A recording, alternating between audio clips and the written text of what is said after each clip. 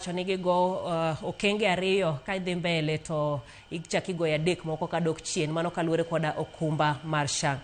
Komachielo kwan mar Jokenya mane ondikore kaka jolweny ma piny Russia e lweny madhi nyime e kind Russia kod Ukraine medo idho malo bang' migawo mar weche ma oko lando ni nyaka sani ji maromo 291 osayangore ni ondikore kaka jolweny. Jatend migawo mar weche ma oko Musalia Mudavadi onyiso od bura ni kwan Jokenya mane otho e kinde lweny makamano nyaka sani gin 19 e kinde ma ji 42 pok oyangore ni nikanye. Jafwambo mar siasa Chris Owino leronwa mathoth.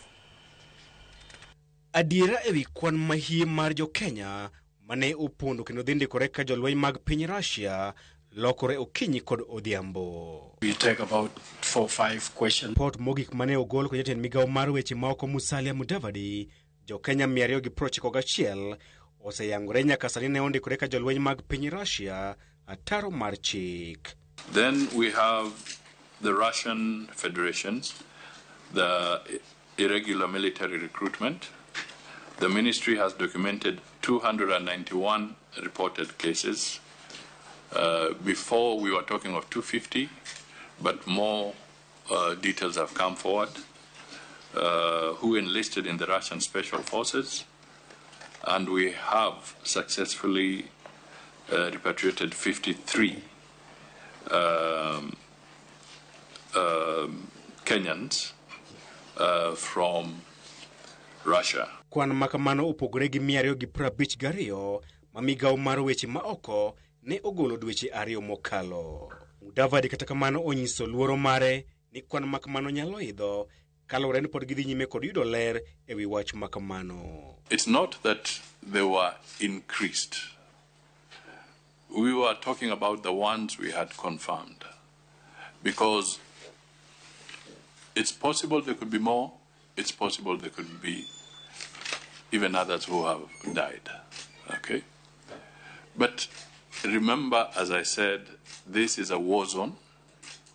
These are people who went into this territory without notifying the embassy, without notifying their families, without notifying the government. So new information is coming up. Kwan makamano bende opogore kod kwan mane ogol kod bar migawo mar obila mang'weyo maling'ling pacho kae NIS mane ogolo kwan mar ji 1,000 dweche 2 mokalo.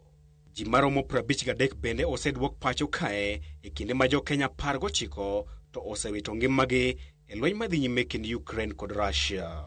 We also wish to point out that we have 19 Kenyans who may have died in Russia, and we have now a figure of 32 missing in action. So we cannot be very sure whether they have been captured or whatever.